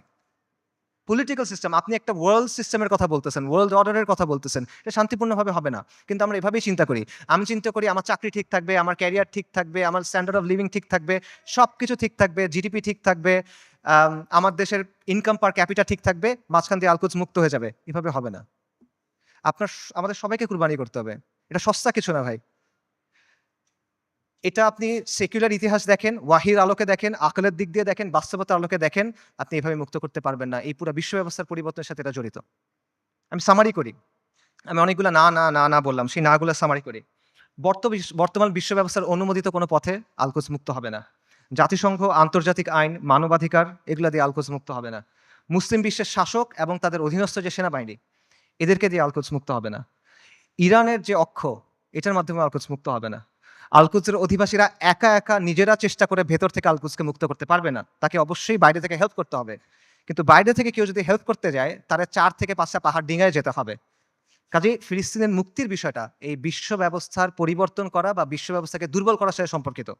আল-কুদসকে মুক্ত করতে হলে অবশ্যই এই বিশ্ব ব্যবস্থাকে দুর্বল হইতে হবে। নইলে এটা সম্ভব না। ইল্লা মাশাআল্লাহ। এবং অবধারিতভাবে এই ক্ষেত্রে আপনার অরাজকতা, অস্থিতিশীলতা এবং রক্তক্ষয়ী একটা প্রক্রিয়ার মধ্যে যেতে হবে। এগুলো হলো বাস্তবতা। তাহলে আল কুদসের মুক্তি কিভাবে, সমাধান কিভাবে? আমি বলছি আল কুদসের মুক্তি কিতালের মাধ্যমে, জিহাদের মাধ্যমে। এটা আপনারাও জানতেন অনেকে। আজকে এখানে আসার আগে আপনারা অনেকেই এটা মনে করতেন যে হ্যাঁ, জিহাদের মাধ্যমে আল কুদস মুক্ত হবে। শুধু আপনারা না, যেই ছেলেটা মদ খায়, যে মেয়েটা বয়ফ্রেন্ড নিয়ে ঘুরে, সেও দেখেন মনে করে যে আল কুদস যুদ্ধের মাধ্যমে মুক্তি হবে। আমেরিকার যে কমিউনিস্টরা আছে, যে এলজিবিটি অ্যাক্টিভিস্টরা আছে, এদের মধ্যে অনেকে মনে করে আল কুদস যুদ্ধ ছাড়া মুক্ত হবে না। আপনারা দেখবেন যে ওদের অনেকে স্লোগান দেয়, from the river to the sea Palestine will be free. তারা এটা বলে। তারা মনে করে ৭ই অক্টোবরের অ্যাটাককে তারা প্রশংসা করে। তারা মনে করে এটা হলো ডিকলোনাইজেশন হচ্ছে। ডিকলোনাইজেশনের সবচেয়ে ভালো রূপ এটা। তো তার বুঝ আর আপনার বুঝে তফাৎ কি? তফাৎটা হইলো যে আপনি মনে করছেন যুদ্ধ দিয়ে মুক্ত হবে। আপনার কাছে উত্তরটা আছে, আপনার কাছে গন্তব্যটা আছে। কিন্তু গন্তব্য পর্যন্ত কিভাবে যাবেন এটা আপনি জানেন না। আপনি একটা অঙ্কের উত্তরটা আপনি মুখস্থ জানেন বা কেউ আপনাকে বলে দিছে, আপনি এটা লিখছেন, কিন্তু আপনি অঙ্কটা মিলায় আনতে পারতেছেন না। এটা হলো সমস্যাটা। সো এই কথাগুলো এতক্ষণ আমি যেটা বললাম, যে আমি যে বললাম এভাবে হবে না, এভাবে হবে না, এভাবে হবে না, এটার বলার কারণটা হলো ওই চিন্তার জটগুলো খুলে দেওয়া। যাতে করে আপনার চিন্তাটা স্পষ্ট হয়। আল কুদসকে মুক্ত করতে হলে অবশ্যই জিহাদ করতে হবে এবং এটা একটা উম্মা কেন্দ্রিক প্রচেষ্টা হইতে হবে। এটা কোনো নির্দিষ্ট এক জায়গায় করে আপনি করতে পারবেন না। জিহাদটা শুরু ফিলিস্তিনে হবে না, এটা শেষটা ফিলিস্তিনে গিয়ে হবে। ইতিহাসে এভাবেই বারবার হয়েছে। ওমর ইবনুল খাত্তাবের সময় কি হয়েছিল চিন্তা করেন। সালাহউদ্দিন আল আইয়ুবের সময় কি হয়েছিল চিন্তা করেন। শুরুটা কখনোই ফিলিস্তিনে হয় নাই, শেষটা ফিলিস্তিনে গিয়ে হয়েছে। এবং এই জন্য প্রথমে মুসলিম মেজরিটি দেশগুলো আছে সেগুলোকে আপনার স্বাধীন করতে হবে। সেকুলার সিস্টেম থেকে বের হয়ে সেখানে ইসলামী শরিয়া আনতে হবে। We must replace this tyrannical puppets with man of God. মুত্তাকিদের দিয়ে ওই জায়গায় ইসলামী শরিয়া আনতে হবে, তা না হলে আপনি মুক্ত করতে পারবেন না। এটা হলো বাস্তবতা। এবং এই পরিবর্তনটা এটা একটা বৈপ্লবিক পরিবর্তন। এটা ব্যালট বক্স দিয়ে আসবে না, এটা কোনোদিনও ব্যালট বক্সে দিয়ে আসবে না। অনেক চেষ্টা করা হয়েছে, আসবে না। সেটা আফগানিস্তানে যেভাবে আসবে, সব জায়গায় এভাবে আসবে, এটা জরুরি না। স্থান, কাল, পাত্র, প্রেক্ষাপট ভেদে পরিবর্তন আসতে পারে, কিন্তু পরিবর্তনটা বৈপ্লবিক হইতে হবে। এটা আপোষের কোনো পরিবর্তন হইলে হবে না। এবং মূল বিষয়টা সিম্পল। কিছু ভূখণ্ডের উপর আহলুস সুন্নাহ ওয়াল জামাত তামকিন লাগবে, শাসন কর্তৃত্ব লাগবে। তারপর সেই ভূখণ্ডগুলোকে ঘাঁটি হিসেবে ব্যবহার করে আপনাকে সামরিক শক্তি তৈরি করতে হবে। তারপর ধাপে ধাপে জিহাদের মাধ্যমে আল কুদসকে মুক্ত করতে পারবেন। এটা হলো অ্যান্সার। এবং এই তামকিন অর্জনের কাজটা সব মুসলিম ভূখণ্ডে আপনি একসাথে করতে পারবেন না, কারণ সব মুসলিম ভূখণ্ডের অবস্থা এক না। আপনি চিন্তা করেন, বাংলাদেশে ইসলামী ইমারত হওয়া আর সিরিয়াতে ইসলামী ইমারত হওয়া কখনো একরকম না। বাংলাদেশ আর ইসরায়েলের মধ্যে বা আল কুদসের মধ্যে 6টা দেশ আছে: Jordan, Iraq, Iran, Afghanistan, Pakistan এবং মোদির ভারত। আনরিয়েলিস্টিক, আপনি ওখান থেকে কোনো যেতে পারবেন না। কিন্তু সিরিয়ার সাথে ডিরেক্ট বর্ডার আছে। কাজেই এই বাস্তবতা বুঝতে হবে যে কোন জায়গায় ফোকাস করতে হবে, কোনভাবে কাজ করতে হবে। তবে মূল সমাধান ওই জায়গাতেই, যেটা আমি আবারও বলতেছি, আল কুদসের নিকটবর্তী মুসলিম ভূখণ্ডে তামকিন অর্জন করতে হবে, শাসন কর্তৃত্ব অর্জন করতে হবে। তারপর সেগুলোকে কেন্দ্র হিসেবে ব্যবহার করে সামরিক শক্তি বৃদ্ধি করতে হবে। তারপর ধাপে ধাপে জিহাদের মাধ্যমে আল আকসার দরজায় গিয়ে পৌঁছাতে হবে। এটা আপনাদের অনেকের কাছে মনে হতে পারে যে ফ্যান্টাসি, আপনাদের অনেকের কাছে মনে হতে পারে যে এটা অনেক কঠিন একটা সলিউশন, কিন্তু এটাই সবচেয়ে প্র্যাগম্যাটিক সলিউশন। এবং এটার উদাহরণ ইতিহাস থেকে আছে। আমি আবারও বলতেছি, ওমর রাদিয়াল্লাহু আনহুর সময় চিন্তা করেন কিভাবে মুসলিমরা আল আকসা মুক্ত করছিল। প্রথমে মদিনার উপরে শাসন কর্তৃত্ব, তামকিন, তারপর জাজিরাতুল আরবের উপরে, তারপর সিরিয়ার কিছু অঞ্চলে, তারপর আল আকসায়। সালাউদ্দিন আইয়ুবীর সময় কিভাবে হয়েছে, সিরিয়ার কিছু অঞ্চলে, তারপর মিশরে, তারপর আল আকসায়। এভাবেই হয়েছে। এবং আপনি যদি বলেন যে এটা তো ঠিক আছে, অনেক আগে হয়েছে, বর্তমান সময়ে এভাবে হবে কিনা, বর্তমান সময়েও হবে। আপনার সামনে উদাহরণ আছে। ইরানের কথা চিন্তা করেন। ইরানের ব্যাপারে আমরা বলছি যে ইরানের মাধ্যমে এটা মুক্তি হবে না, ইরানের স্বার্থ আমাদের স্বার্থ এক না, ইত্যাদি। বাকি গত 1 বছরে কেউ যদি ইসরায়েলের সাথে কিছু লড়াই করে থাকে, 2-1টা গুলিও করে থাকে, এটা কে করছে? ইরানই তো করছে। তো এই যে প্রতিরোধ করার সামর্থ্য, এটা সেটা অর্জন করলো কিভাবে? তারা 3টা বা 4টা জায়গাকে ব্যবহার করে এটা করছে। একটা হলো তেহরান মানে ইরান, একটা হলো লেবাননে হিজবুল্লাহ বা হিজবুল শয়তান, একটা হলো ইয়েমেনে হুথিরা, আর একটা হলো ইরাকে তাদের যে মিলিশিয়াগুলো আছে আল বদর ব্রিগেড। এর মাধ্যমে তো তারা এটা করছে। তো এই শক্তিটা তারা তৈরি করছে কিভাবে? নিয়মতান্ত্রিকভাবে করছে। আমাদের অনেক ভাই একই সাথে নিয়মতান্ত্রিক পদ্ধতির ফ্যান, আবার তারা ইরানেরও ফ্যান। এই জিনিসটা সায়েন্স আমি এখনো বুঝতে পারি নাই। ইরানের এই ক্ষমতাটা তৈরি হয়েছে কিভাবে? 79-এ একটা বিপ্লবের মাধ্যমে খোমেনি ক্ষমতায় আসছে। তারপর 80-র দশকে তারা লেবাননে গিয়ে আইআরজিসি, যেটা ইসলামিক রেভলিউশনারি গার্ড কর্পস, ঠিক আছে, ইরানের যেটা, তারা গিয়ে লেবাননের যে শিয়া ফ্যাকশনগুলো ছিল সেগুলোকে একত্রিত করছে, তাদেরকে প্রশিক্ষণ দিছে, তাদেরকে ট্রেনিং দিছে। এইটা পরবর্তী থেকে হিজবুল্লাহতে পরিণত হয়েছে। এবং হিজবুল্লাহ কি কোনো নিয়মতান্ত্রিক দল? এটা একটা ডেজিগনেটেড টেররিস্ট অর্গানাইজেশন। খুঁজে দেখেন ইয়েমেনে হুথিরা কিভাবে তৈরি হয়েছে। হুথিদেরকে গিয়ে অর্থ দিছে, প্রশিক্ষণ দিছে, অস্ত্র দিছে কারা? ইরান। হুথিরা কি ডেজিগনেটেড টেররিস্ট দল? সো এই বাস্তবতা আপনার চোখের সামনে আছে, এবং এটা কোনোটা কিন্তু নিয়মতান্ত্রিক মাধ্যমে হয় নাই। এরা শক্তির মাধ্যমে ক্ষমতায় আসছে, শক্তির মাধ্যমে জায়গা করে দিছে, এবং নিজেদের পলিটিক্যাল এজেন্ডা দিয়ে তারা করছে। আমি বলতেছি না রাফিদারের মাধ্যমে ফিলিস্তিন মুক্ত হবে, আমি আবারও ক্লিয়ার করতেছি। আমি জাস্ট আপনাদের এক্সাম্পল দিচ্ছি যে কীভাবে বর্তমান সময়েও এই প্রসেস কাজ করে, কীভাবে তামকিন অর্জনের পরে ধাপে ধাপে আপনি শক্তি অর্জন করতে পারবেন এবং এর প্রতিরোধ করার ক্যাপাসিটি অর্জন করতে পারবেন। এবং এটার আরও অনেক উদাহরণ আছে। বিশ্ব ব্যবস্থাকে চ্যালেঞ্জ করে কিউবা টিকে নাই, বিশ্ব ব্যবস্থাকে চ্যালেঞ্জ করে নর্থ কোরিয়া টিকে নাই, ল্যাটিন আমেরিকার বিভিন্ন রেজিম বিভিন্ন সময় টিকে ছিল না। উদাহরণ শিয়ারদের কাছ থেকে নেওয়ার দরকার নাই, আপনি পারস্য বিজেতা উমর ইবনুল খাত্তাবের কাছ থেকে উদাহরণ নেন, আপনি আহলুস সুন্নাহ ওয়াল জামার গর্ব নুরুদ্দিন সিংহি, সালাউদ্দিন আইয়ুবির কাছ থেকে উদাহরণ নেন, সমস্যা নাই তো। তারা সবাই কি করছে দেখেন, যেই কথাটা আমি বলছি তারা সবাই এটাই করছে। তারা প্রথমে একটা জায়গায় তামকিন অর্জন করছেন, শাসন কর্তৃত্ব অর্জন করছেন, তারপর সামরিক শক্তি বৃদ্ধি করছেন, তারপর ধাপে ধাপে আল কুদস পর্যন্ত গেছেন জিহাদ করতে করতে। এটার বাইরে আর কোনো প্র্যাগম্যাটিক সলিউশন নাই। এটাই সবচেয়ে বাস্তবসম্মত পদ্ধতি, এটাই সবচেয়ে টাইম টেস্টেড পদ্ধতি, এটা হিস্টোরিক্যালি প্রুভেন পদ্ধতি, এটা শরিয়া সম্মত পদ্ধতি, এটা আকল সম্মত পদ্ধতি। এটা কঠিন পদ্ধতি, এটা রুক্ষ পদ্ধতি, বিপদ সংকুল পদ্ধতি, কোনো ডাউট নাই, এটা সহজ পথ না। কিন্তু সহজ পথ নেওয়ার নাম তো ভাই বাস্তববাদী হওয়া না। বাস্তববাদী হলো যেটা করা প্রয়োজন সেটা করা। আপনি একটা গন্তব্যে যাবেন, একটা সহজ পথ, একটা কঠিন পথ। সহজ পথ আপনাকে আরেক জায়গায় নিয়ে যাবে, আপনি ওটা নিলে তো হইল না। সো আমরা কিন্তু বাস্তববাদিতার নামে অতীতে অনেক পদ্ধতি গ্রহণ করছি, এখনো করে যাচ্ছি। এগুলো আমাদের কি দিছে ভাই? কি অর্জন দিছে আমাদের বলেন? জিল্লতি ছাড়া আমাদের কি অর্জন দিছে বলেন?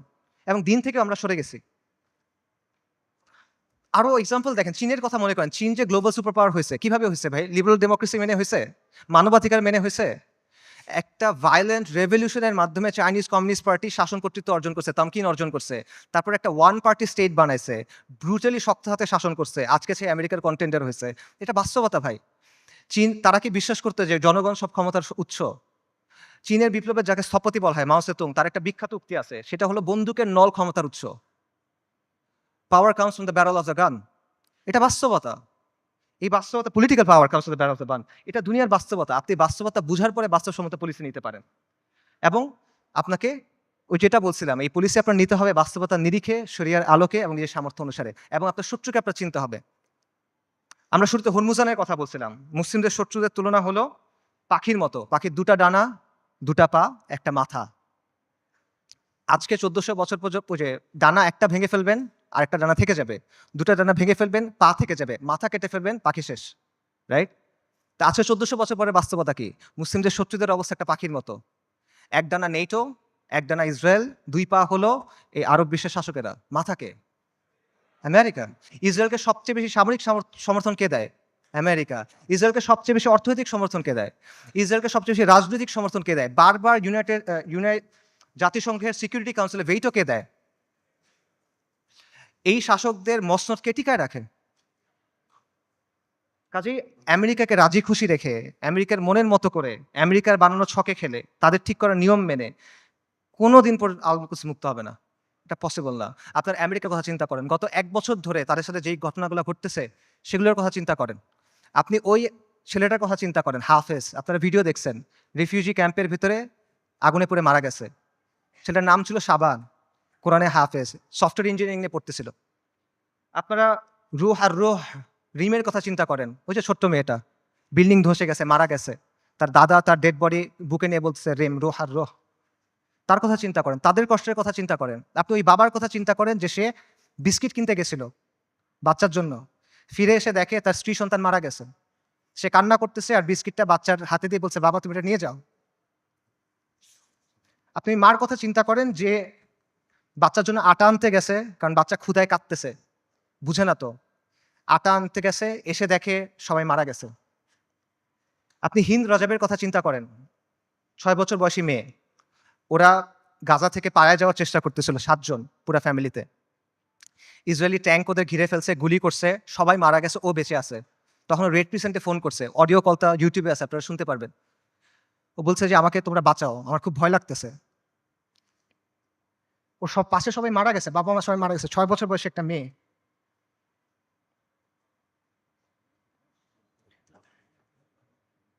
এবং শেষ পর্যন্ত 12 দিন পরে ওর ডেড বডি যখন পাওয়া গেছে, দেখা গেছে ওর পুরো ফ্যামিলির ডেড বডি, আর ওর আশেপাশে যে প্যারামেডিকগুলা ওকে বাঁচাতে আসছিল তারাও মারা গেছে, তাদেরকে মেরে ফেলছে ইসরায়েলিরা। ওই ৩ বোনের কথা চিন্তা করেন। ৩ বোন ৩ টা ছবি। ১ম ছবিটা হলো যুদ্ধের আগে। ৩ বোন সেলফি তুলছে, হাসি খুশি। পরের ছবিটা হলো যুদ্ধের সময়। ২ বোন, পেছনে ধ্বংসস্তূপ। ১ বোন মারা গেছে। পরের ছবি ১ বোন, তার হাতে একটা বড় পলিথিন। গার্বেজ ডিসপোজাল ব্যাগ আছে না? কালো রঙের বড় পলিথিন। ওরকম বড় পলিথিন। পলিথিনে কি? তার বোনের ডেড বডি। পুরা বডি নাই, ছিন্ন-বিচ্ছিন্ন হয়ে গেছে ওই ডেড বডি। গাজায় একটা হসপিটাল আছে খান ইউনুস। খান ইউনুসে একটা অ্যাম্বুলেন্স আসছে। অ্যাম্বুলেন্স থেকে একটা বাচ্চা নামছে। ১০-১১ বছর বয়স। ওর কাছে একটা ব্যাকপ্যাক। ওখান থেকে রক্ত পড়তেছে। আল জাজিরা সাংবাদিক জিজ্ঞেস করছে যে, তোমার এখান থেকে রক্ত পড়তেছে কেন? তোমার ব্যাগে কি? বলছে, আমার ভাই।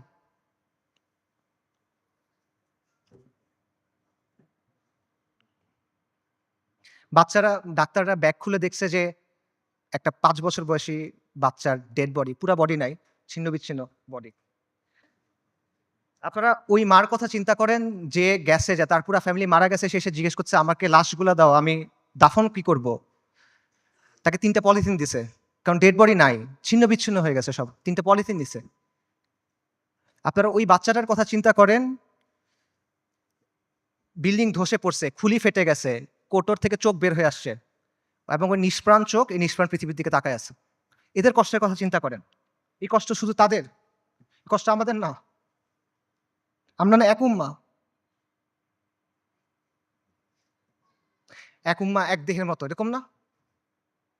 আমাদের স্পর্শ করে না ওই কষ্ট। এই যে এই কষ্টটা কি আমাদের যে কষ্টটা হবে তার চেয়ে বেশি কষ্ট? আমাদের যে কষ্ট ওটা কি এর চেয়ে বেশি কষ্ট? যদি এটা বেশি কষ্ট মনে হয় তাহলে আমি আরেকটা কষ্টের কথা বলি, এটা শোনেন। ওই দিনের কথা মনে করেন যেই দিন আল্লাহর সামনে আপনাকে দাঁড়াতে হবে। ইদা দুক্কাতিল আরদু আরদান দাক্কান দাক্কা ওয়া জাআ রাব্বুক ওয়াল মালাকু সাফফান সাফফা ওয়া জিআ ইয়াওমাইযিন বিজাহান্নাম। পৃথিবী চূর্ণ-বিচূর্ণ হয়ে যাবে, বালির মতো হয়ে যাবে।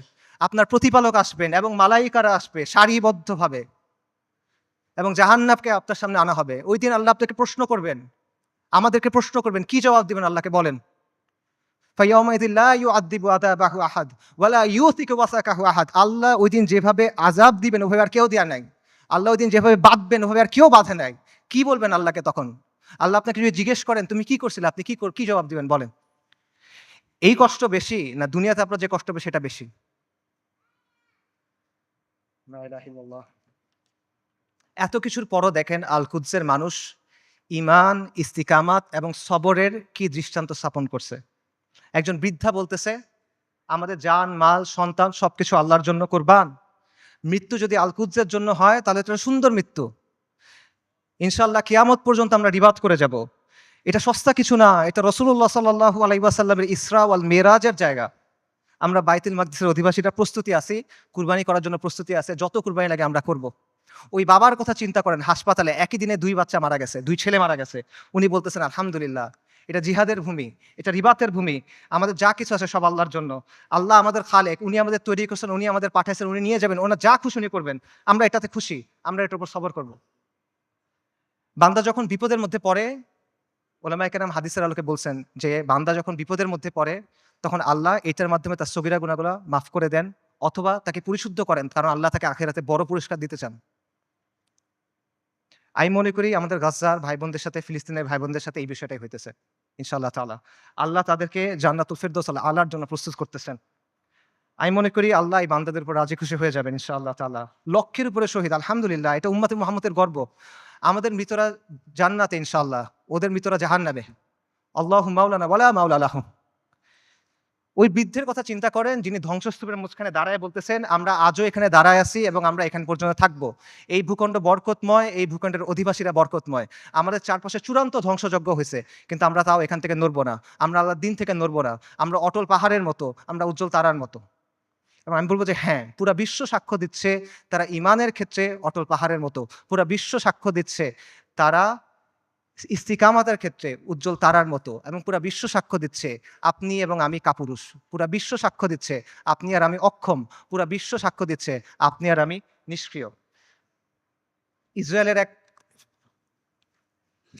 ইসরায়েলের এক সোলজারের ভিডিও আছে। সে বলতেছে, ইংলিশে বলতেছে, আমেরিকান জিও। সে বলতেছে আমরা গাজাকে পরিষ্কার করতেছি, আমরা গাজাকে প্রস্তুত করতেছি, কারণ আমাদের রাজা আসবে, আমাদের মাসিহ আসবে, আমরা তাকে মুকুট পরানোর জন্য প্রস্তুত হচ্ছি, আমরা তৃতীয় মন্দির বানানোর জন্য প্রস্তুত হচ্ছি।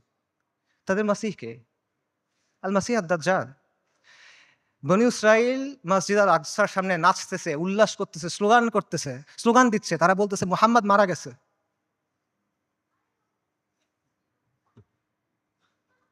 আল্লাহুম্মা সাল্লি ওয়া সাল্লিম আলা নবিয়িনা মুহাম্মদ। এটা কি অবস্থা ভাই? এই জিনিসটা মানা সহজ নাকি আল-কুদসের জন্য ফাইট করা সহজ? এই পথটা আমাদের কাছে অনেক বেশি কঠিন মনে হইতেছে। কোন পথটা আমাদের কাছে বেশি কঠিন মনে হয় এটা ঠিক করে দিবে যে আমাদের ঈমানের অবস্থাটা আসলে কি। নবী সাল্লাল্লাহু আলাইহি ওয়াসাল্লাম তার হাদিসে বলছেন, আমি হাদিসের তর্জমা বলতেছি। ইবনে উমর রাদিয়াল্লাহু তাআলা আনহু থেকে বর্ণিত। রাসূলুল্লাহ সাল্লাল্লাহু আলাইহি ওয়াসাল্লাম বলছেন, যখন তোমরা ইনার পদ্ধতিতে ব্যবসা করবে, গরুর লেজ আঁকড়ে ধরবে, কৃষিকাজে সন্তুষ্ট থাকবে এবং জিহাদ ছেড়ে দিবে, তখন আল্লাহ তোমাদের উপর লাঞ্ছনা এবং অপমান চাপায় দিবেন। সাদাকা রাসূলুল্লাহ। এর চেয়ে বড় লাঞ্ছনা আর এর চেয়ে বড় অপমান কি আছে? আর নবী সাল্লাল্লাহু আলাইহি ওয়াসাল্লাম বলছেন, এই অবস্থা ততক্ষণ থাকবে যতক্ষণ না পর্যন্ত তোমরা তোমাদের দ্বীনে ফেরত আসো। সুনান আবু দাউদের হাদিস। আল-কুদস জিহাদের মাধ্যমে মুক্ত হবে, কিন্তু এই জিহাদের দরজা কেউ এসে আপনার জন্য খুলে দিবে না। আসমান থেকে ফেরেশতা নেমে এসে আপনার জন্য জিহাদের দরজা খুলে দিবে না।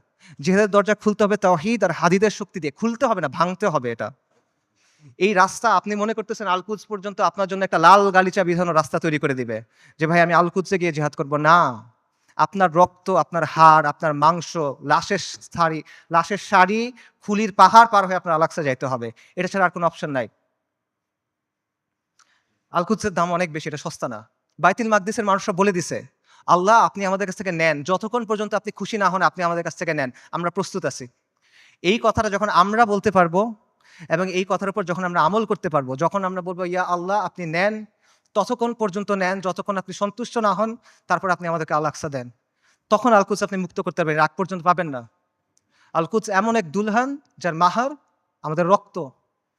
আল-কুদস এমন এক দুলহান যার মাহার আমাদের রক্ত, মাহার পরিশোধ করা ছাড়া কোনো বিকল্প নাই, কোনো বিকল্প নাই। আল্লাহ আযজা ওয়া জাল্লা আল-কুদসকে মুক্ত করার প্রক্রিয়ায় শামিল হওয়ার তৌফিক দান করেন। আল্লাহ আমাদের তৌফিক দান করেন আল-কুদসকে মুক্ত করার। আল্লাহ আমাদের দুনিয়ার ভালোবাসার মৃত্যুকে অপছন্দ করার অসুখ থেকে মুক্ত করে দেন। আল্লাহ আমাদের মসজিদ আল আকসাতে সালাত আদায় করার তৌফিক দান করেন। আল্লাহ আমাদের চোখগুলোকে প্রশান্তি দেন। আল্লাহ আমাদেরকে খাইবারের মতো একটা দিন দেখান। আল্লাহ আমাদের বনু কুরাইযার মতো একটা দিন দেখান। আল্লাহ আমাদেরকে বনু কুরাইযার মতো একটা দিন দেখান। আল্লাহ আমাদের ক্ষমা করে দেন। আল্লাহ আমাদের মাফ করে দেন। আল্লাহ আমাদের নিফাক দূর করে দেন। আল্লাহ আমাদের নিষ্ক্রিয়তা দূর করে দেন। আল্লাহুম্মা মানসুরুল মুজাহিদিন ফি ফিলিস্তিন। আল্লাহুম্মা মানসুরুল মুজাহিদিন ফি গাজ্জা। আল্লাহুম্মা মানসুরুল মুজাহিদিন ফি বিলাদিশ শাম। আল্লাহুম্মা মানসুরুল মুজাহিদিন ফিল ইয়ামান। আল্লাহুম্মা মানসুরুল মুজাহিদিন ফিস সোমাল। আল্লাহুম্মা মানসুরুল মুজাহিদিন ফি কুল্লি মাকান। আল্লাহুম্মা রযুকনি শাহাদাতান ফি সাবিলিক। আল্লাহুম্মা রযুকনি শাহাদাতান ফি সাবিলিক। আল্লাহুম্মা ইন্নী আসআলুকা কাতলান ফি সাবিলিক। আল্লাহুম্মা ইন্নী আসআলুকা কাতলান ফি সাবিলিক। আল্লাহুম্মা ফাশহাদ।